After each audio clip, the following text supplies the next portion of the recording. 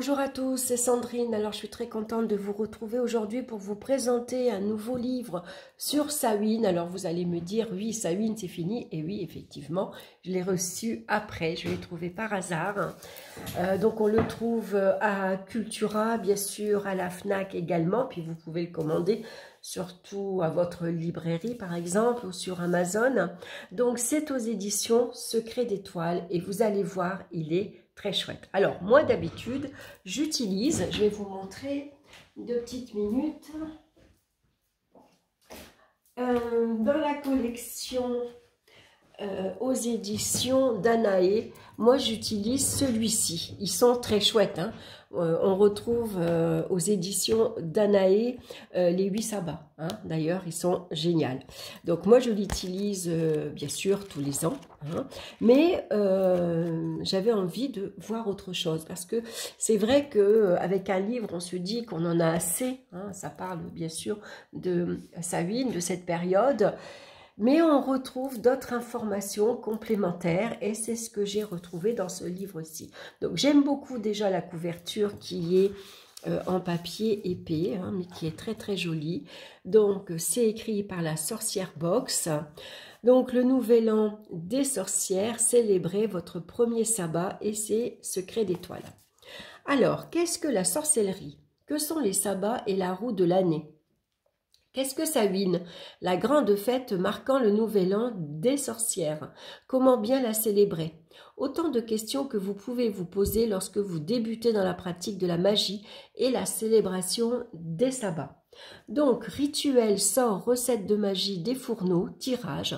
Dans cet ouvrage, l'autrice vous livre toutes les clés pour comprendre la fête de Samhain et tout ce que vous pouvez mettre en place à votre rythme et en conscience pour un sabbat réussi. Voilà, et c'est au prix de 10,95 €. Donc un petit prix. Alors, on va commencer de suite par l'autrice qui est ici à la fin. Alors, ce qui est chouette, c'est qu'on a ces pages comme ça, cette couverture qui se plie, donc facile pour retourner, comment dire, pour garder une page. Hein. Alors, c'est à l'adolescence que Sidonie d'Auvergne a commencé à s'intéresser au tarot, puis à la Wicca et à la sorcellerie. En 2019, ne trouvant aucune box mensuelle de produits ésotériques, mêlant à la fois apprentissage et pratique, elle décide de lancer ce projet elle-même. La Sorcière Box était née. Elle est aujourd'hui heureuse de pousser d'autres portes et d'apporter sa pierre à l'édifice avec ce livre et les suivants. Donc, on la retrouve sur son compte Instagram, @sorcièrebox. Voilà, je vous le rapproche, vous pouvez faire une capture d'écran. Voilà, donc ça, je voulais vous le dire parce que je trouvais que c'était important. Donc là, c'est pareil, hein. On a ici, c'est super pour retrouver la page. Donc, vous allez voir, le livre, il est intéressant, il est très joliment illustré. Donc, on a un sommaire, bien sûr. Regardez ça comme c'est joli. C'est chouette, hein? Alors, moi, j'ai pas voulu découper, bien sûr, le livre, hein, mais j'ai envie d'en faire une photocopie pour la mettre dans un petit cadre à accrocher au mur. Ça fait joli pour la période de Samhain. Et puis, on a ici la roue. Voilà, un morceau de bois. Voilà, c'est très, très joli. Donc, on va avoir un avant-propos. Donc, à qui s'adresse ce livre ? Ce qui est important dans cet ouvrage, je vais me concentrer sur le sabbat de Samhain, tout en conservant la même trame que pour mon livre précédent. L'idée est de vous accompagner dans la compréhension de Samhain et dans la célébration de votre premier nouvel an des sorcières. Bien entendu, je vous inviterai à questionner vos croyances de façon à ce qu'elles résonnent avec davantage de sens pour vous, à vos baguettes. Donc, le précédent livre, je crois que c'était... Est-ce que c'était La Masse ou Ostara? Je ne me rappelle plus. Je ne sais plus si elle le dit. Voilà, on va voir par la suite. Je sais qu'elle en parle, mais je ne me rappelle plus. Alors, bien sûr, qui suis-je? Donc, ça, c'est un mot intéressant. Hein, voilà, elle ne trouvait pas de choses vraiment intéressantes. Donc, elle a créé ici une sorcière box. Hein. Donc, voilà, elle a donc créé son entreprise. Donc, elle va vous parler de ses valeurs et de ses objectifs, bien sûr. Hein, où est-ce qu'on peut la retrouver également? Donc, avant de commencer, regardez comme c'est joli. Regardez ça. C'est vraiment très, très... Elles sont vraiment très belles, quoi. Hein. Puis en plus, on peut les refaire. Prenez un petit bocal, un petit morceau de ficelle, on met une jolie bougie noire, on met des petites feuilles couleur d'automne au fond. Et ça fait magnifique. Alors, qu'est-ce qu'un sabbat? Les sabbats sont les grandes célébrations qui suivent le rythme de la nature et des saisons et appuient nos intentions magiques. Ainsi, une célébration pleine de vie et de renaissance, comme peut l'être Ostara, nous invitera à faire des rituels magiques sur l'évolution d'un projet par exemple. Donc, la petite histoire des sabbats. Et puis ici, on a un petit encadré en clair. Alors, l'Inquisition est la justice de l'Église cherchant à combattre l'hérésie, c'est-à-dire tout ce qui n'est pas admis et accepté par la religion. Concernant les chasses aux sorcières, un ouvrage célèbre fut écrit en 1486, le Malus Maleficarum. Ce livre d'une sombre misogynie nous explique pourquoi les femmes peuvent attirer le diable par leur faiblesse d'esprit et bien sûr comment reconnaître et condamner une sorcière. Cette partie-là, elle est très intéressante. Alors, je ne vais pas tout vous lire, bien sûr. Hein. Je vous laisse la surprise. Mais vous allez apprendre beaucoup de choses sur Samhain. Et vraiment, il est vraiment bien fait. Donc, ce qui est important, se proclamer haut et fort sorcière est une revanche sur l'histoire fêtée les sabbats aussi. Alors, en clair, à chaque fois, on a un petit encadré. J'aime beaucoup. C'est toujours intéressant. Donc, c'est en puisant un peu partout dans les croyances ancestrales celtes, romaines, germaniques que Gérard Gardner a défini la roue de l'année. Elle se constitue de 8 sabbats pour la plupart des sorcières faites aujourd'hui. Cela étant dit, certaines personnes ne célèbrent pas certains sabbats par manque de connexion avec ces derniers. Alors, elle va nous expliquer un peu qui est Gérard Gardner et la roue de l'année, les festivités et magie, pourquoi célébrer les sabbats.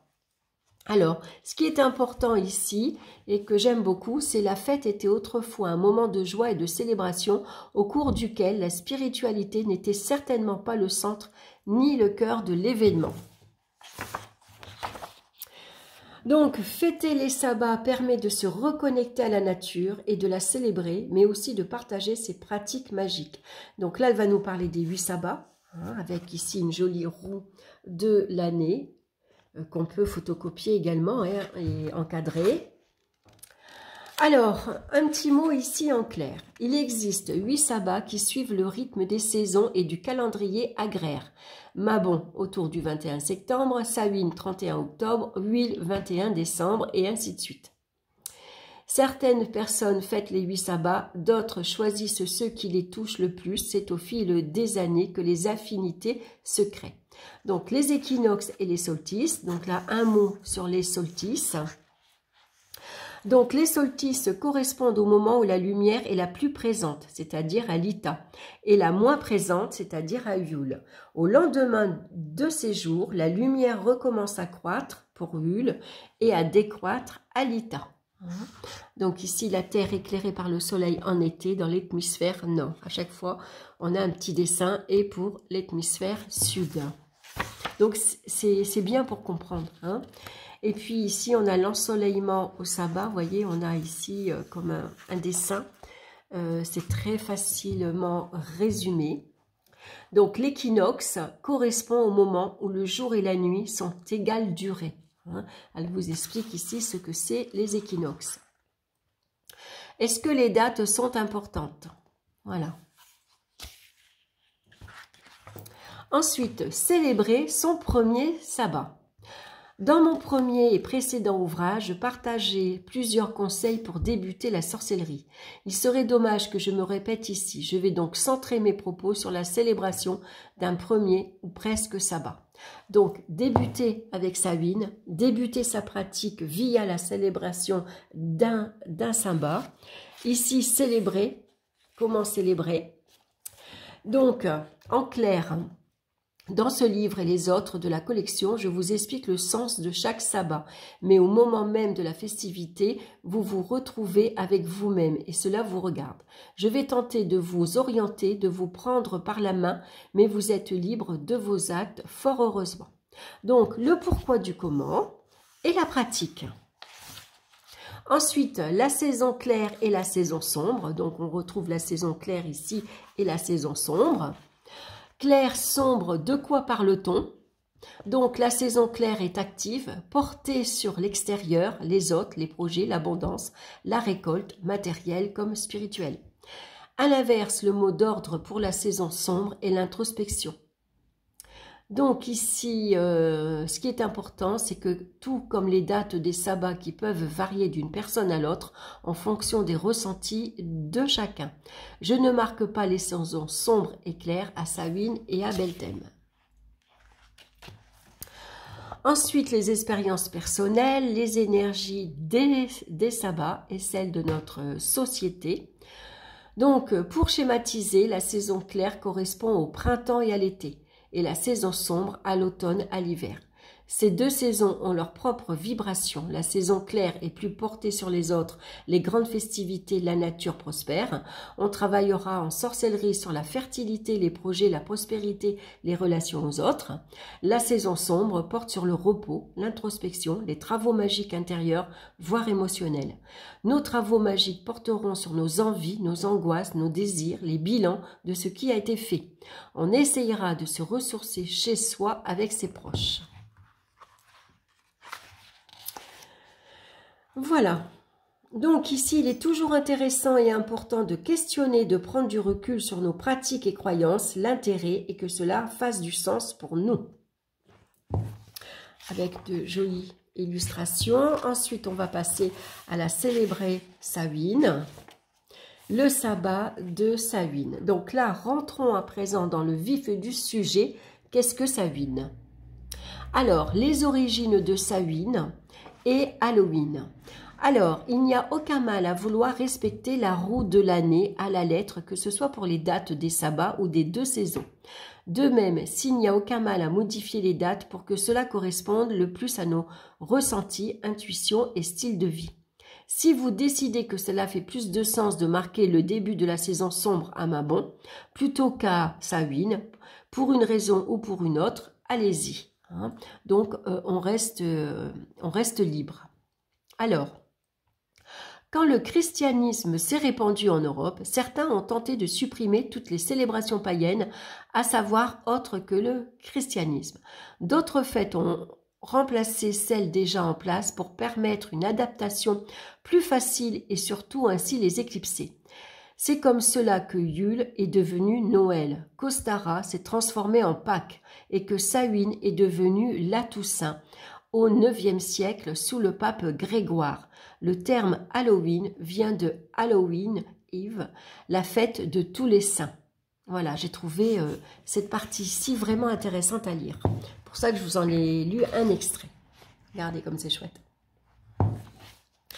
Donc ici, on va avoir des recettes. Ici, c'est des citrouilles. Comment on va pouvoir les décorer, d'où vient les citrouilles. Pourquoi on représente Halloween avec des citrouilles. À l'époque païenne, c'était pas des citrouilles, c'était des navets. Donc elle vous explique tout ça. Donc Samhain, une fête joyeuse. Voilà, donc les citrouilles sont un symbole essentiel de Samhain et d'Halloween. Cette tradition trouve son origine dans un conte populaire irlandais. À l'origine, les lanternes étaient creusées dans des navets, mais la migration massive des Irlandais vers les États-Unis a laissé place aux citrouilles, bien plus répandues à l'époque dans cette région du monde. Voilà. Donc la divination ensuite à Samhain. Fêter Samhain aujourd'hui. Pourquoi fêter Samhain ? Donc, avec l'arrivée du christianisme, les anciennes fêtes païennes ont été adoptées et modifiées afin de coller avec la religion. Pour donner quelques exemples, c'est ainsi que Samhain est devenu la Toussaint, que Yule s'est transformé en Noël et qu'Ostara a laissé place à Pâques. Je trouve que ça, c'est intéressant à savoir. Les pratiques magiques pour célébrer Samhain, ensuite, comment fêter Samhain aujourd'hui? Voilà, donc Samhain est le sabbat des bilans, puisqu'il marque l'entrée en saison sombre. Avant de s'endormir avec l'hiver, il est important de faire comme une sorte de conclusion. Reprendre les travaux de Samhain précédents pour voir l'évolution est une bonne chose. Bien entendu, s'il s'agit de votre premier Samhain, vous reprendrez vos travaux actuels l'année prochaine. Ensuite, on a quelques questions. Donc, quelle a été la plus grande leçon que j'ai apprise cette année? Quelles sont les autres choses que j'ai apprises cette année, positives ou négatives? Quelle a été ma plus grande erreur? Quelle a été ma plus belle réussite cette année? Si je devais décrire cette année, saison en 3 mots, quelles sont les choses que je veux continuer pour cette nouvelle année? Quelles sont les choses que je ne veux plus du tout pour cette nouvelle année? Et je voudrais que cette nouvelle année soit sous le signe de... Voilà, vous mettez 3 mots. Donc ça, j'ai trouvé ces questions très bien pour faire le bilan de l'année qui s'est écoulée, hein, à partir de Samhain l'année dernière. Donc, honorer les défunts également, expérience personnelle. Hein. Donc, en clair, Samhain est le sabbat pour la divination et la pratique magique. C'est d'ailleurs pour cette raison qu'il est le plus représenté dans notre grande communauté de sorcières.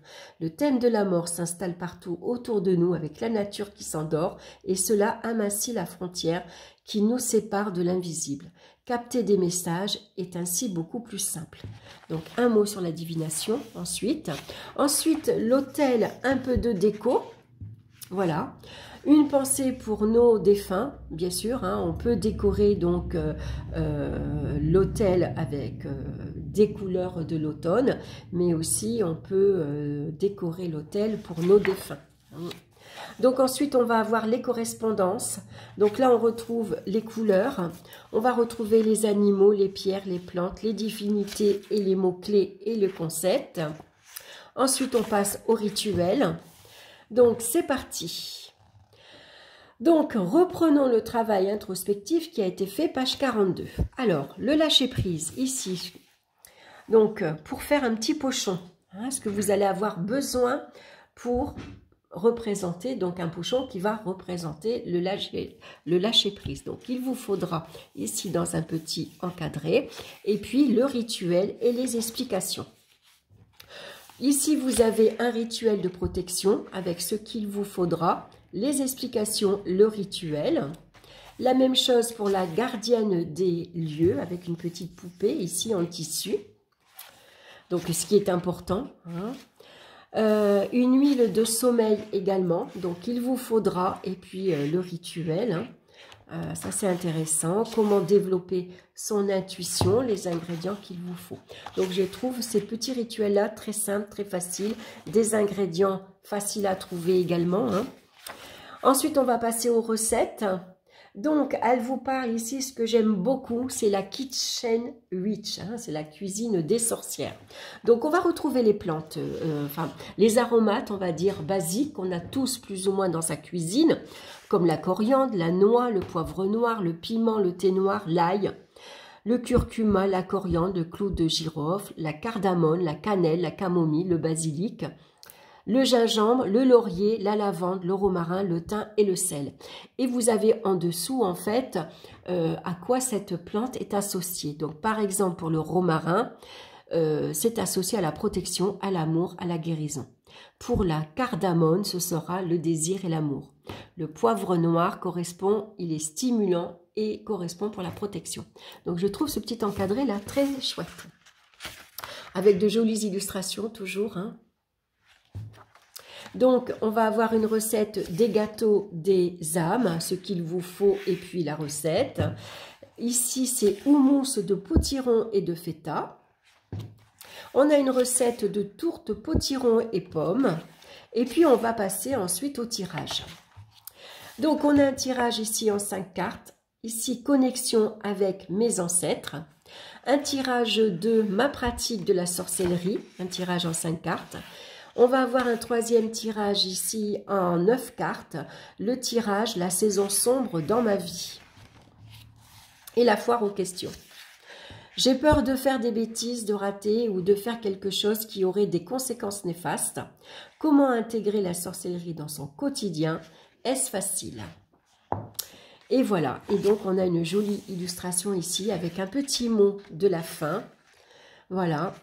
Donc, il s'agit d'ici de mon deuxième livre de cette série sur les sabbats. Alors, je continuerai sur ma lancée pour cette conclusion. N'ayez crainte si tout vous paraît encore très obscur. Commencez simplement petit par petits pas. Allez à votre rythme et ne faites pas ce qui a du sens pour vous. Et ne faites que ce qui a du sens pour vous. La magie est un outil incroyable. Ce serait si dommage de s'en priver. Sidonie. Voilà, donc je trouve que son livre est très chouette. Il est joliment décoré, il est surtout très intéressant. Il est très bien expliqué. Je trouve que c'est un petit livre à s'offrir également pour la saison prochaine. Voilà, je le trouve vraiment chouette. Voilà, donc j'avais envie de vous le partager parce que il est vraiment très bien fait. Je trouve que voilà, on y retrouve vraiment l'histoire de Samhain, bien sûr, hein, pourquoi on fête Samhain, toutes les correspondances, on a quelques rituels très faciles, très simples à faire, et puis je l'aime beaucoup, c'est vraiment un petit coup de cœur, et puis pour le prix, je trouve que ça vaut vraiment le coup de se l'offrir. Voilà, écoutez, j'espère que ça vous aura plu, peut-être que vous avez déjà ce livre-là chez vous, donc n'hésitez pas à échanger, à me donner vos commentaires. Est-ce que ce livre-là vous plaît? Est-ce que vous avez déjà effectué un rituel? Et puis, sinon, si c'est une découverte pour vous.